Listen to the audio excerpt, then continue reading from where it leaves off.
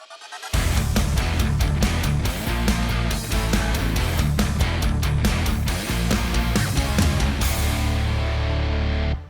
right, guys. Welcome, ladies. Good to see you, Miss Beautiful top Olympian Sheena Orling, and of course the sensational Mayla Ash, top Olympian.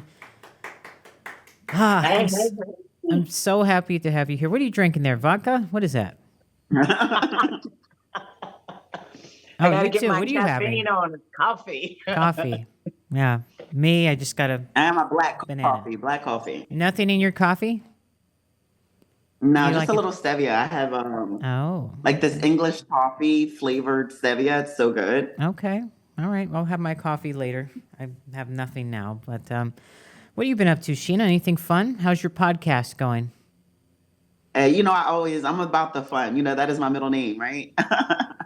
I've been in prep. I officially started prep the beginning of April, so like really like mid-April. And obviously, you know, just kind of taking it day by day, working with my family, working with the nonprofit that my family runs. So What kind of a whole lot of nonprofit? fun.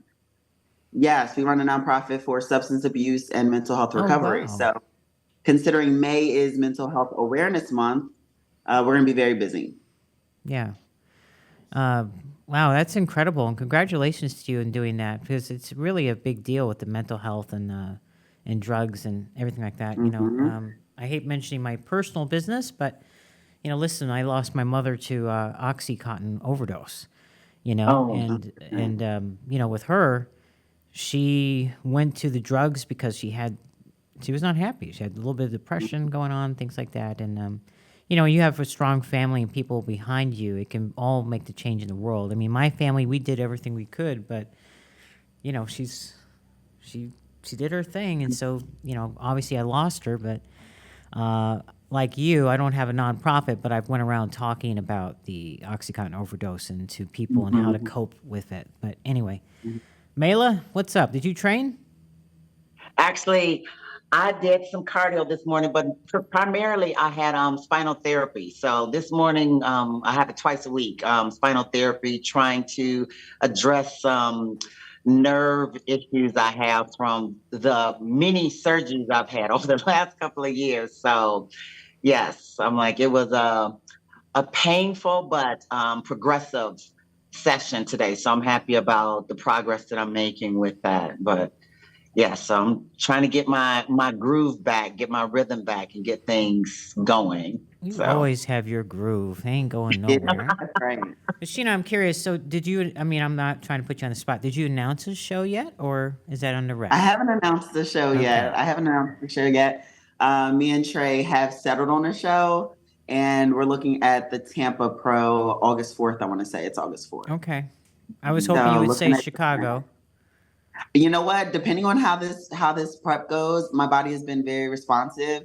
And I stayed, you know, pretty lean in the off season, meaning I kept my body composition in check. I didn't get too far off stage weight. So I was actually really happy with this off season.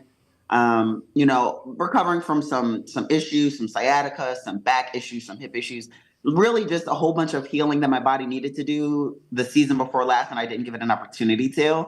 So I think that we're probably going to be ahead of the curve, and if things are looking right, I might jump into that Chicago show. I'm not crossing it off the maybe list. I mean, honestly, a really nice show to do, even though it's coming up soon, is the New York Pro. But I know that's right in my backyard too. Yeah, that's exactly why I was mentioning it. But Chicago's always a nice show, and it would be cool to have you there. I mean, whatever show you do, obviously you're a champion. You'll end up spanking some asses.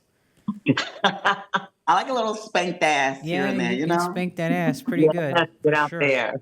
Now, let me ask you a question. We were talking about this a while back in another episode, but you're how tall are you? 5'10", 5'9"? No, that's so funny. Everybody actually thinks that I'm really tall. I've gotten so many questions like in my DMs or my, you know, messages and comments. People think I'm like 5'10", 6 foot. And I don't know if it's like my shorter torso, longer legs, or longer torso, shorter legs. I don't know, but I'm 5'7", so I'm not like super duper tall. Is it hard for you to put on muscle? That it's the energy that I give off, I guess. It's the hair. Maybe the hair adds length to it. Totally. That wild, crazy hair. Do you find it hard to put on size at your height?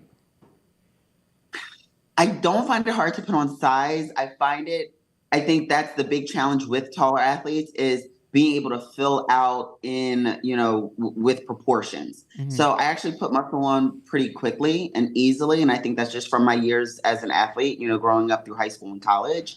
But when you are a taller athlete, you have to put on a significant amount more of muscle in order to balance out your frame. I think I've done a pretty good job at that. I think that there's always room for improvement, but my body actually responds pretty well, I think. And I'm happy with some of the gains that I've made in areas, bringing up certain lagging areas. Yeah. Well, I mean, you've got some great size. Your legs are incredible. I love your legs. Her legs are phenomenal. Yes, you've got crazy legs. But you know what? Hurdle legs, the hurdle legs. So you too, Mayla. Right? Well, Both of you. yeah, those track legs, those sprinter legs, but I'm certainly like, That's I'm it. like, I do love Sheena's because she's got those beautiful calves and those teardrops. And so, like she said, all of us have something that we, always like, you know what, if I could just improve on that a little bit, if I could just lease out, her calves and maybe her teardrops for a couple of shots. So that's my goal this season. So also is just working on my recovery and trying to get my body in a good place so that, stepping on stage is a strong possibility of stepping on stage strong if I do it. So yeah, I'm excited. But So let me ask you girls a question since Sheena, you made up a good point with, May being Mental Health Month. For female athletes, after we get done doing a show or getting ready, during prep, do you feel that we deal with a lot of depression or hard moments where it's kind of like, you need a little pick-me-up or you need to be mentally strong, you know what I mean? Because I know, like, for certain girls, like, after a show, there's a little bit of depression that comes along, like the rebound, maybe the supplementation and things like that. So I'm just really curious to hear both of your thoughts on that. Yeah, I think absolutely. I think it depends on the person. I think it depends on the different coping mechanisms that they've developed over the years. I think especially for younger athletes, less experienced athletes, I think that's a big thing that they experience, and they don't really know what that is. They probably just think, oh, it's just I'm sad or I'm depressed. But there is such thing as like, post-show blues, where you've accomplished this goal that you had set out, and it probably ruled 12, 16, 20 weeks of your life. And everything was focused on that one particular date or that one particular task. And now that's come and gone. And then you sort of feel like you have no direction. You feel like you have no purpose. And, there's a ton of other things that are at play. There's obviously the hormonal imbalance or coming back into check. There's the dehydration, you're not really being in the right mental mindset, the dehydration, the carbohydrate depletion, your body fats are super low.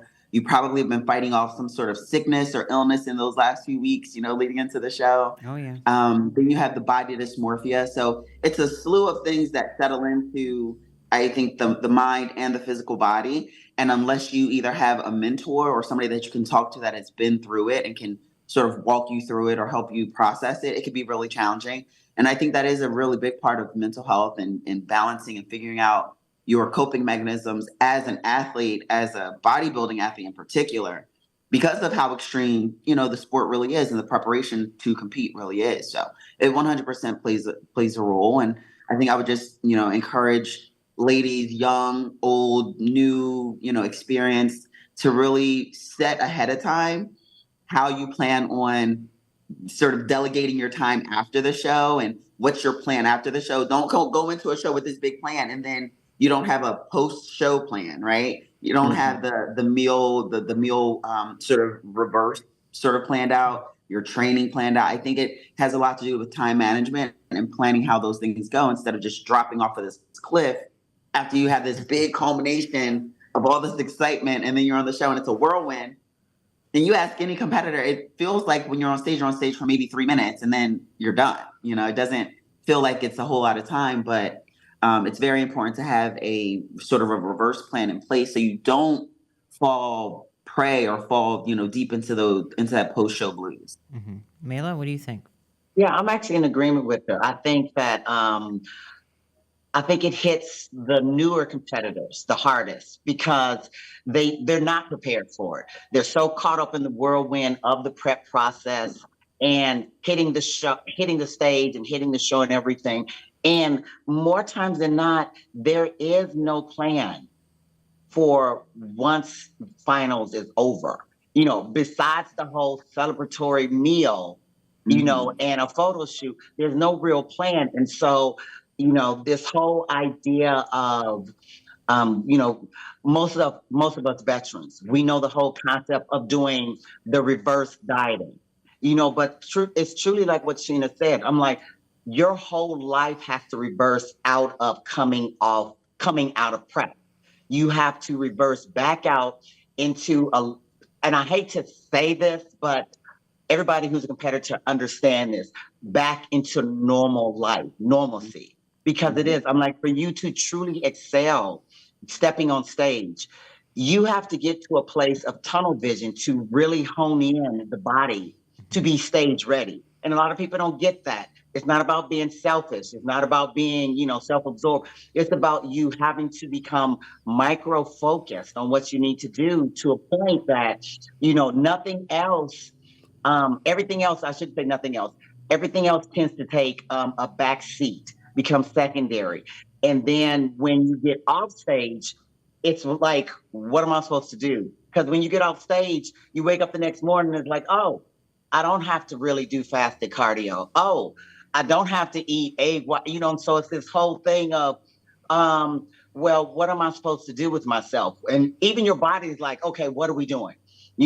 Because I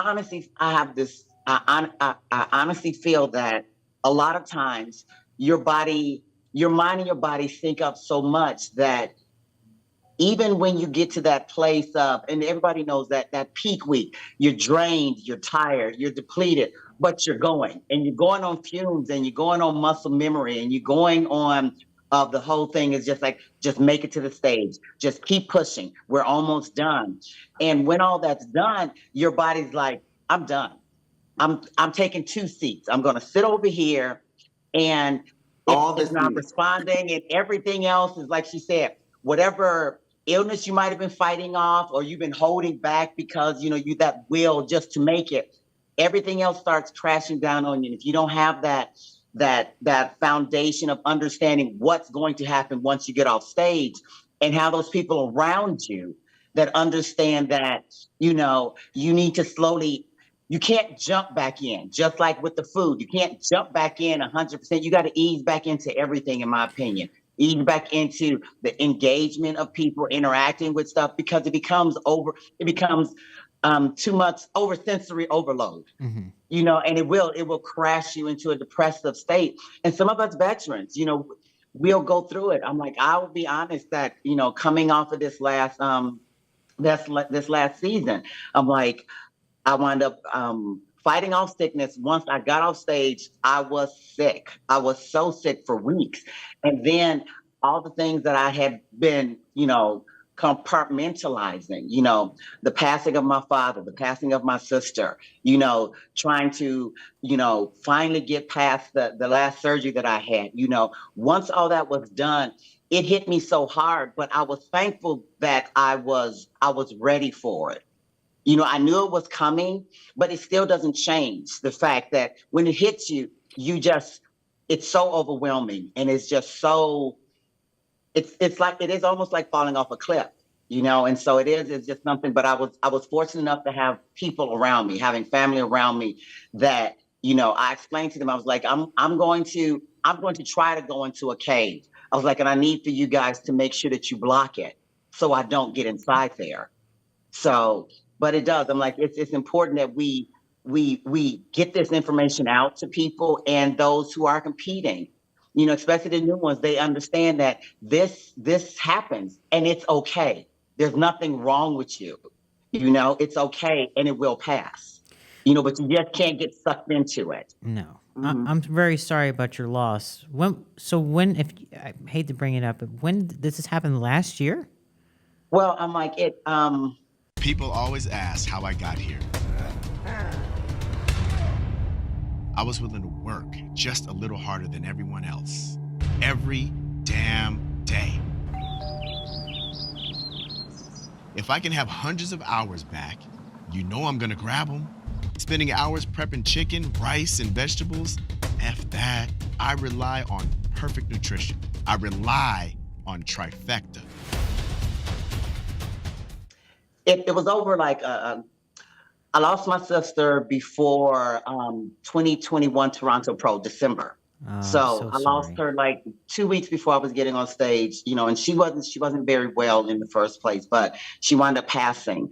And then in 2022, like 2 weeks before my birthday, I lost my Oh, father. I'm so And sorry. so, Yeah. you know, it was those kind of things. And they both weren't well. And so I was thankful that they finally were no longer in pain, but that still doesn't change the loss, you know, because of all my siblings, that's me and my middle sister, Sorrel, we were really close. And I was a daddy's little girl, you know, I was his little tomboy and everything. And so, and he was one of the, you know, even though your family loves you and everything, you know, there's always people that they click with you, they get you, you know. And so my dad, he really understood me. And so it was kind of a loss because they were really championing me with doing this sport, you know, leaving corporate America and jumping into fitness and all this stuff, you know, as I guess you can say a second career of a life change and everything. So when stuff started getting difficult, they were my support, my strongest support, my inner circle. And so when I lost them, you know, it was, and even though I felt they were still with me spiritually, like once I finished the season, all of that like came crashing down on me. So this past couple of months were a little difficult, more than normal coming out of the season. But like Sheena said, you know, I was preparing myself by, you know, letting family and friends know that, you know, I can feel it getting ready to come. So this is what's probably going to happen. I need you to check on me, you know, and it's just like, and if you don't hear from me, you don't let me get into that cave.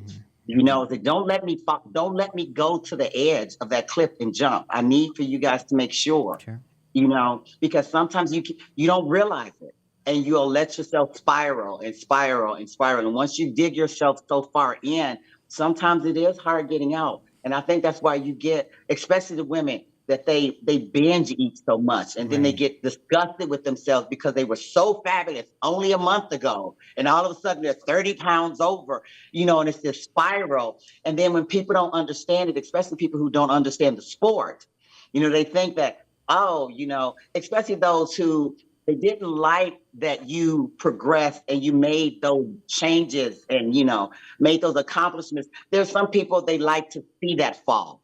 And so when these people fall into this, when competitors fall into this little sink of depression, they kind of make it worse and everything, you know, they don't really support them like they need to. And that's what I always tell people, even if you don't have a circle of friends, like, you know, I'm so thankful to have like Sheena and all the other bodybuilding sisters of steel, but a lot of new competitors, they don't have that. And so a lot of times when people slide into my DM, I always tell them, it's like, nobody understands this process. Nobody supports you. Nobody supports me. I'm just like, you have support. You just don't realize it. I said, because there's tons of people that you may have never talked to that if you just reach out on social media, we'll be here because we get it. You know, and so it's important that we make sure that people understand that. So, Sheena, obviously during prep, you know, some athletes deal with some very difficult things, you know, and you have to make that choice. Do I continue on with prep or do I go and focus, you know, deal with these difficult matters that pop up? What would be your advice to some people that come up with situations in their life? Would you say to continue on the path or, you know, what would be your advice? Because I know we all, listen, I've dealt with stuff, obviously Mayla with her situation. I'm sure you have as well. Yeah, absolutely. As a matter of fact, 2021, the year that I won the Chicago Pro, not even 3 weeks before that show, actually, it was the week before that show, because I think the show was on the 23rd my mom went into the hospital June 25th for a liver transplant. She was in stage 4 liver failure. And the Chicago Pro was July 4th. It was always like the July 4th weekend. So it was like the 3rd or the 4th of July. So it wasn't even a solid week that my mom had been in the hospital, been under, it was like 8 hours of anesthesia for this procedure. And I was riddled with guilt, with regret, with, fear, all the while juggling excitement and anxiety and, looking forward to the show, but then also trying to balance, or trying to make that decision. Do I stay home? Do I take care of my mom? Do I, am I here when she's, when she gets, brought home from the hospital? So I think it's a very personal decision for anyone. I don't think there's any one way to make that decision.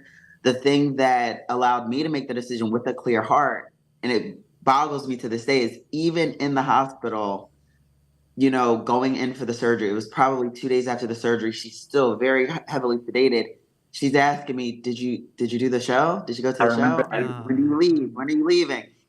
And she was more concerned, even after having such, an extensive procedure, she was more concerned with me going and doing this thing that I had been working so hard for. So I was able to make that decision to go, even though everything in me was telling me stay here for my mom, because as a child or as a person who loves somebody, when you're dealing with a family issue or a relationship issue or, anything in your community, anything that has, that it's near and dear to your heart, you want to be there, you want to show up. And I think as competitors, we're just those types of people that we show up 100% whatever we do. Mm-hmm. So when you have two really big things sort of looming over you, it can feel really draining and very confusing as to which decision to make.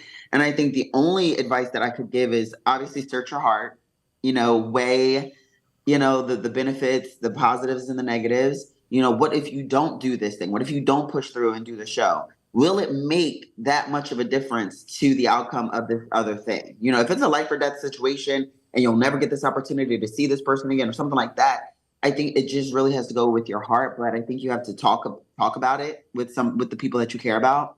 Really search your heart for, will you be able to live with yourself if you push through and do this thing? I think we probably all remember that scene out of Pumping Iron where, Arnold Schwarzenegger's, dad passed and he couldn't do anything about it. So he decides to stay and do the show. His father passed already. So there's nothing he can do, but maybe go to the funeral. He can't save him. He can't be there to visit him. So he decides not to go back home. And hopefully I have those details right. But, that plays a major part in all of our decisions as competitors. It's really, will it make a difference if I stay or if I go? What impact will it have on that thing? And really just searching your heart and kind of, standing 10 toes down on whatever you decide to do. At the end of the day, the honest to God truth is the stage isn't going anywhere. The stage has been around for so long, decades. And I don't think that missing a show, if it's really going to have an impact and really going to take away an opportunity for you to either, I don't know, change a relationship or save a relationship or say your last word, maybe it is worth it to skip the show. Maybe you won't be able to focus and put everything into it. Maybe it will pull from, your focus and your tunnel vision, and maybe it will put your body in a really stressful situation. And maybe you won't look your best on stage. So I think all of those factors go into it, but it's a very personal decision that you just have to really trust your heart, trust your gut, and talk to the people around you that you care about their views of you or their perspective of you, so that you can make that decision and be confident in it and not feel so, I don't know, torn. Okay, that's fair enough. Question I do want to ask you, ladies, is do you feel that bodybuilding is a selfish sport? Sure. Well, I'm just like, there are aspects of it that you have to be selfish to be good at it. Mm-hmm. I don't think that it's 100% a selfish sport, but I do believe that you have to get to a certain point that it has to be about you. And the reason I say I don't think it's a selfish sport, because there are many times that,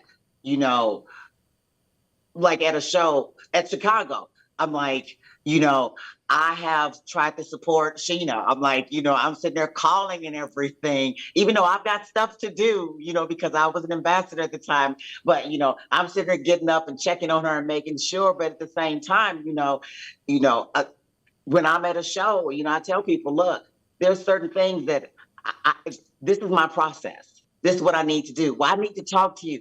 Well, it's not going to happen at this time period because this is what it's just like this is how I need to do this. And I understand that you need this, but you can't have it at this moment in time because this is where I need to be to do what I need to do. What about relationships, right? When we throw in the relationship factor in there.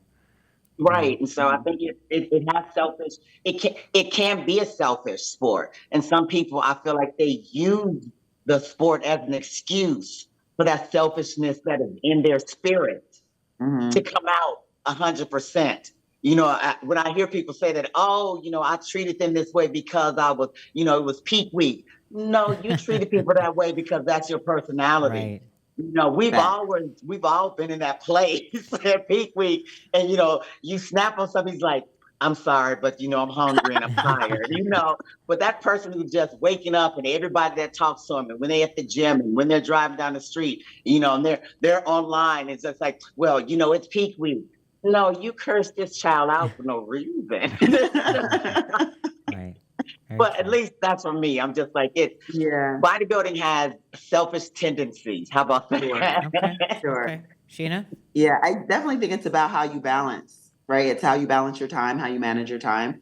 I'm sure there are competitors. We've all either been in a relationship during a prep, or unfortunately broken up out of a relationship during prep, or maybe we're looking at getting in a relationship during prep, or maybe we're single during prep. And I think that there are selfish tendencies. And I think there's probably a tendency for people on the outside to look at a bodybuilder and say that they are selfish or egotistical. But I don't think that that's the true nature of it. I think that you are very driven, very focused, very goal-oriented. And when you have all of these things that require you to put your goals and the things that you're trying to do or that you have to do in order to accomplish this task as priority over other people, people don't like that.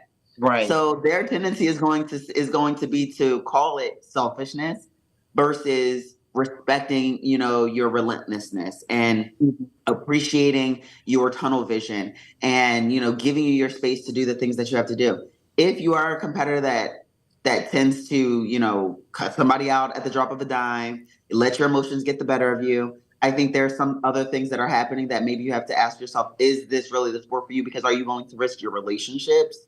Family ships, entanglements, situationships. Situationships. Are you willing to risk all those things? We're going to use all the catchphrases. Can we define what a situationship is for those that don't know? I don't know if I'm gonna let. Maybe I should let Mayla. No, I don't want. No. Come on, ladies. What's a I ain't trying to situationship? tell myself. No. Educate me here. No, I think a situationship is anything maybe that it's a gosh, how can I say? A situationship is, for lack of a better word, a Nico's relationship laughing over without a here. title. Nico's laughing? Yeah, he's laughing. Okay. Nico probably has a It's that whole situationship. friends with benefits that you don't understand the exact extent of what the benefits are. How about that? Right. Maybe there's not an exact title.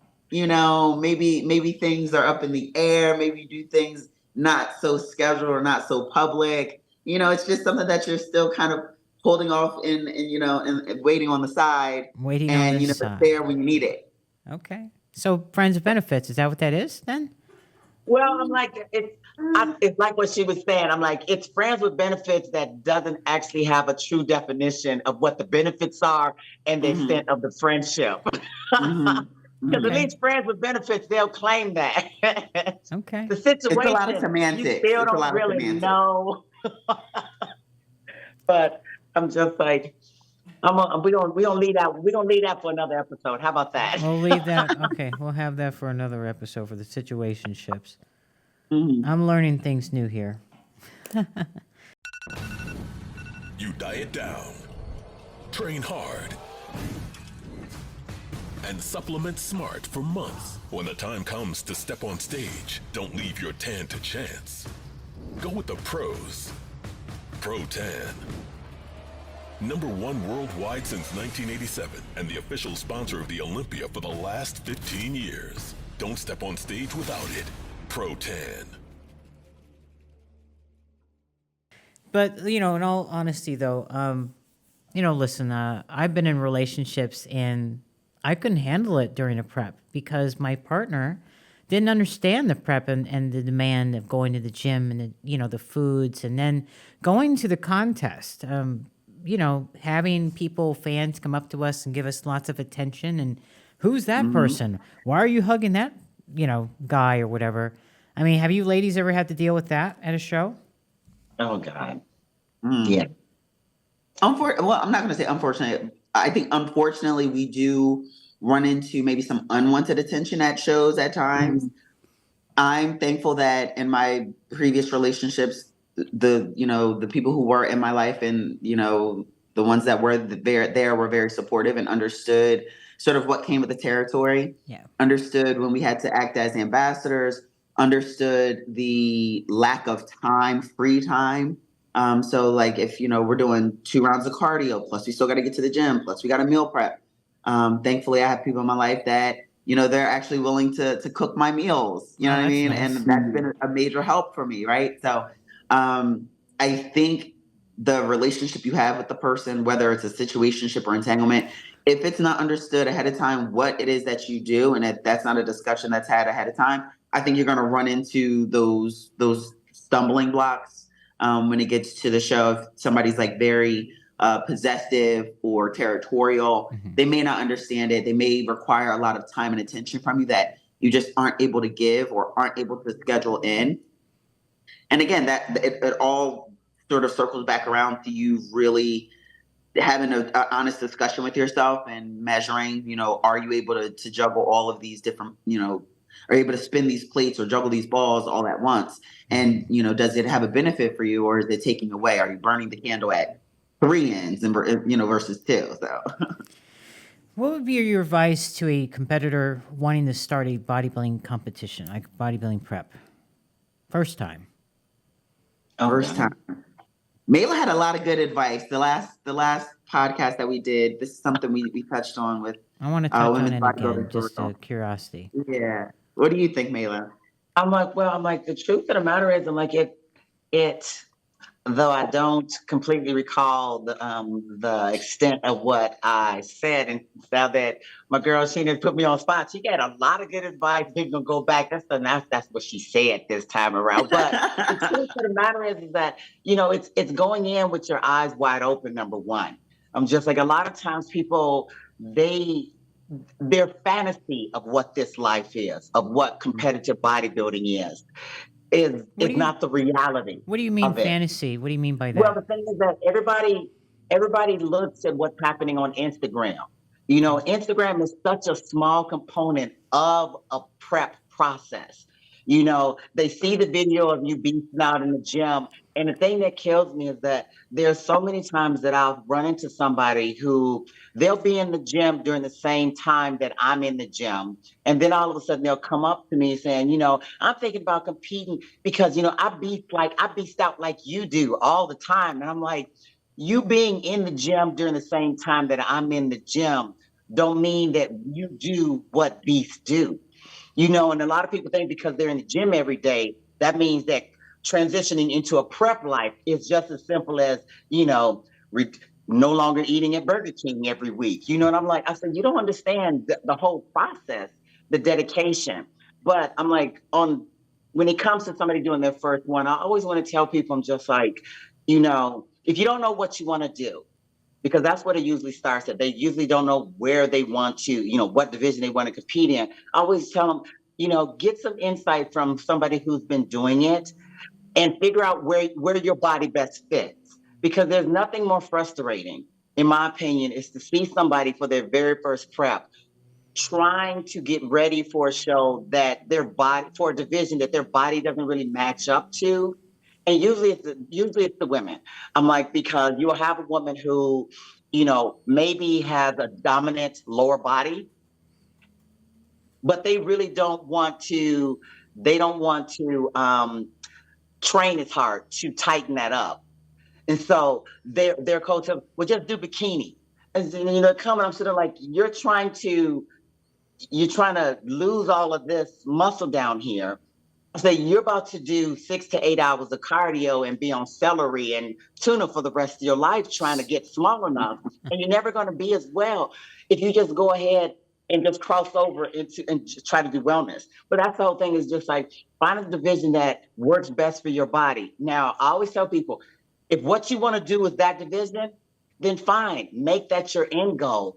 But grow into that division. If you're first time jumping into the gym and you have a bikini body, but you want to do women's physique, grow through the divisions. If you want to step on stage as soon as possible, grow through the division so that you learn and you see the evolution and you understand that, number one. Number two, train for the division. There's so many people that I see, there's group training and everybody's doing the exact same workout. You have a bikini person doing the exact same workout as a woman's physique competitor. And then she thinks it's politics because she got last call out, but she got shoulder caps and a six pack on her, you know? And it's just like, that's not what your division's supposed to have. So make sure that you're training for the division that you're trying to compete in. And I know that when it comes to the amateur level, we do this whole, oh, well, you can do more than one division. Right. But I feel like a lot of people misunderstand that, at least from my perspective. I think it's more of, if your body's in between divisions, do both divisions and see where you really fit, instead of trying to just train and jump into as many divisions as you can so you can get as much hardware as you can. Because it's not productive if you're trying to do this on the long run, if you're trying to go pro. I was like, but if you're just doing it for the hardware, then just enjoy it. Jump into whatever division makes you feel good, makes you happy, and just do it. Mm-hmm. And so I think that's what it is when it comes to it. And then like we were talking about earlier in the show, make sure that you're prepared for once all the glam is gone, once the makeup and the glittery suit, or, for the guys, the tan or, the manscaping is done and you're no longer posting that show body. Make sure you're ready to reverse out of that back into a normal, life so that you don't fall off that cliff. It's so hard though for people to go back to that normal life, I find. Well, we make it. I remember when I first got into the sport, it was a part of the process. Literally, it was a part of the celebration that you made it to the stage, was to binge for the next couple of weeks. People would come to the show and we would call it, oh, I've got my go bag. And everybody just had everything that they ever saw in life, every video, everything they saw when they went to the grocery store, it's in a bag. And then they spend the rest of the weekend, once they get off stage, just eating everything. And it just continues on and on and on. Oh, yeah. And that's how they used to celebrate. And it takes somebody explaining to you. If you're planning to do this more than once, especially within a season, yeah, maybe a day, maybe a night, but you can't eat 50,000 calories for 4 or 5 days and talk about, I'm getting back on stage in 6 weeks. I don't understand how I gained 30 pounds. Right. So, what's your advice to avoid the rebound, Sheena? Oh gosh, definitely have that planned ahead of time. Really speak with the coach. I think too many amateur athletes think that they can do it on their own just based off of what they see on Instagram or YouTube. They think, oh, I'm gonna do my own prep. I'm gonna just, get in here and, after the show is done, then I'll just go ahead and eat all all this food, all these snacks and treats. And it even took me as a professional a while to learn what a true reverse looked like, and have a coach who could really walk me through the reverse, really setting out the numbers, setting out your cardio schedule, setting out your training, because you can't go from 2 hours of cardio a day plus a 2-hour workout plus the restrictive diet to now all of a sudden you're eating 10,000 calories a day. You don't do cardio anymore. You're not back in the gym. You're going to give yourself a week off the gym. Right. And but at the same time, you're sitting there eating, chicken and waffles and bowls of cereal and sandwiches, peanut butter and jelly. Like, it's a lot. So I think at the top of that priority list for a newer competitor, even for an experienced competitor, is really plan out that reverse, plan out that night of celebration. If you're going to go to a special restaurant, or if you're going to go out and have a bunch of different desserts, making sure that you're still keeping your activity level to a degree where your body's still moving and it doesn't sort of, down adjust to the stop or to the lack in activity. Definitely do the math, make sure the math is mathing, and then stick to it because you have a goal to, ultimately be able to get to the point where your calories are back up to a high level, but your metabolism is still burning pretty high. You So guys- it's definitely a planning game. You guys believe in counting your macros? Yes. Oh yeah, that's what I actually all of my contest prep is more macro versus calories.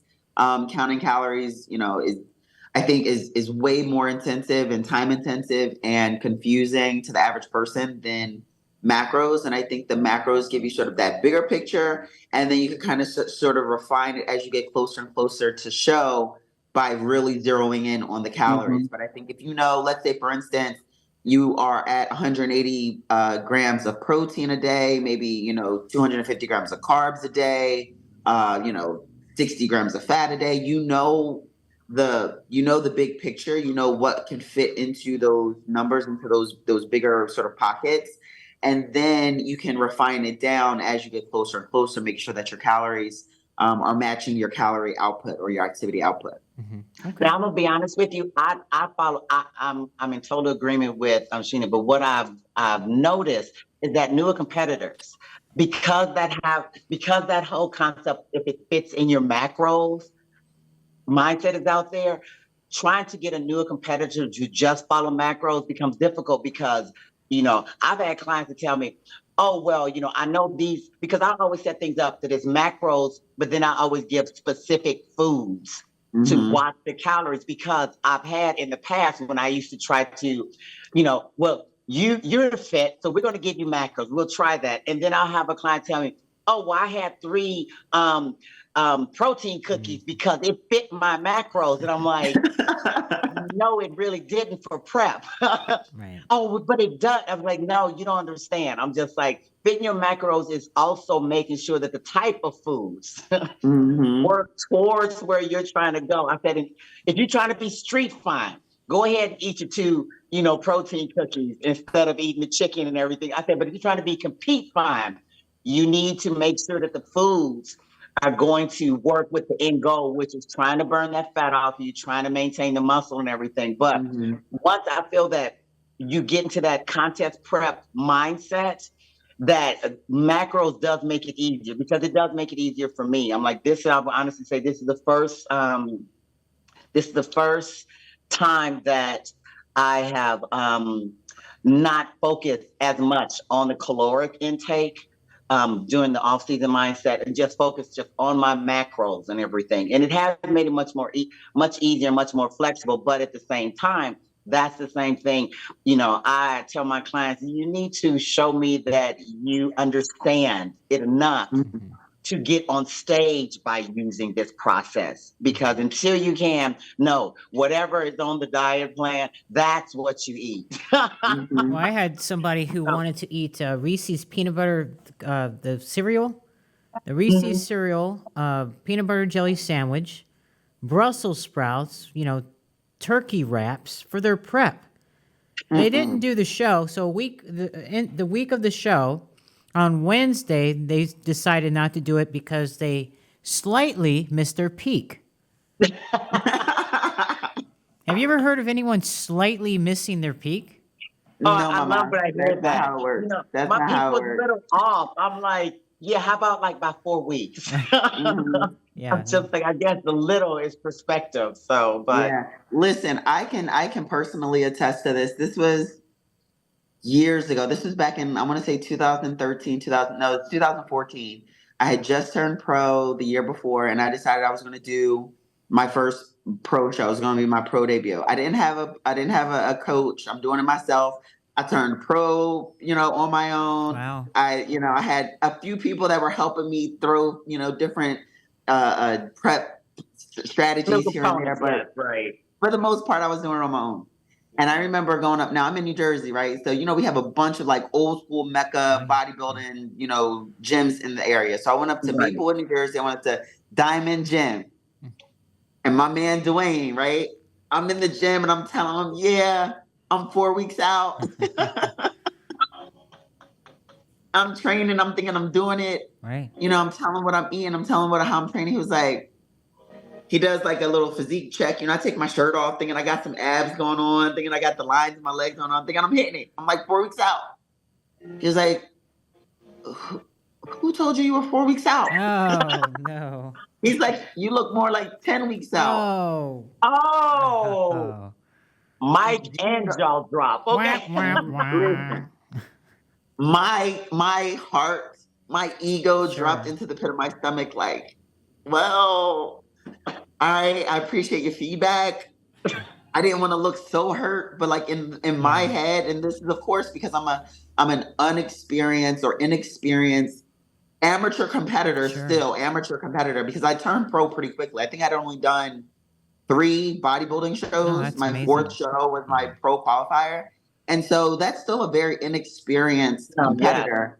Sure. And I'm approaching the pro level show still with that amateur mindset. Right. And it took that reality check, to be honest, from somebody who has seen it and been in it for years, who has prepped people, who has seen, you know, elite level shows, Olympians compete, Olympic level shows. So it's definitely something where you have to be like, are you ready to take that pill of truth, right? And then are you willing to talk to somebody who has that experience? Are you willing to have a realistic view about it so that you have a better approach? And I mean, I can't attest how much a difference that made for me. So now I know, okay, maybe macros is about understanding the types of food you can eat, right? Like it's not just a catch-all for whatever you want to eat. You're not gonna slightly miss a peak. You're gonna be totally off. Either you're on or you're off. There is no slightly miss a peak, because if you're waiting for peak week to be that magic, switch to the flip of the switch, you already off. I can tell you that right now. If you're waiting for peak week to be like, oh, I'm gonna dry out during You peak think week, that I'm gonna magic drop this gonna last happen bit of water because weight. it's peak week? So in another episode here, if you ladies, we're going to be discussing, because Mayla has certain terms, her terminology of peak week, drying out, looking, what was it? Conditioning, Too big. being a little too big. Yeah, and we gotta go over that. just I'm curious to hear what Sheena has to say too on that. But it's funny though. But you're right, Sheena. I mean, you gotta have somebody there to help you and guide you, to kind of look at you and give you an idea. I gotta ask, are you still in touch with Dwayne? Oh yeah, I am. Do you now guys and then, laugh about, especially- hey, remember that one time when? Yes, yeah. Every time I remind him every time that I see him. The last time I saw him actually was probably just about a year ago. I actually plan on going up in the next couple of weeks, over the next couple of months, and getting some training sessions in up at Diamond, because it's one of those gyms where it's just the atmosphere, it's the nostalgia, it's the history. You go in, it's the equipment that they have. It's literally just it's soaked in all of these previous winning, previous champion training sessions. So you kind of just want to go in and breathe it all in and be in that atmosphere. So I remind him every single time. Remember, you told me I was 10 weeks out. I was like 4 weeks out, maybe 2 weeks out from a show. You told me I was 10. Yeah, you really hurt my pride there. But only a real dude will do that. Like only somebody who's really down for you and respects you will do that. So I got to share something with you. And it refreshes me. It makes me feel like I'm not the only one. So I went to a gym. I'm sure you guys heard of or know of MADHOUSE gym in Atlanta. During the Atlanta Pro, that was our official gym. And if you've ever been in there, it has 55,000 square feet of gym equipment, all kinds of equipment you could think of. So like you, Sheena, I'm thinking to myself, there's nostalgia, all this old equipment. I'm thinking, what champions and winners use these same pieces that I'm using? Yeah. It's great to hear that same thinking, because that's the way I think when I go into a gym that has so much history. Yes. But ladies, I'm going to let you go because I know you got things to do, and we will see you on another episode, and we're going to have some fun and let loose. Let's do it. All right. It's always a pleasure. Always a pleasure. Thank you for having us. Talk to you soon. Thank you, Miss Top Olympian Sheena Orling. Did I say that right? I did not. No. Oleg. Oleg. Oleg. Oleg. O-H. Oleg. Oleg. Yep. Okay. and top Olympian Mayla Ash. We'll see you girls soon. Ciao. Peace.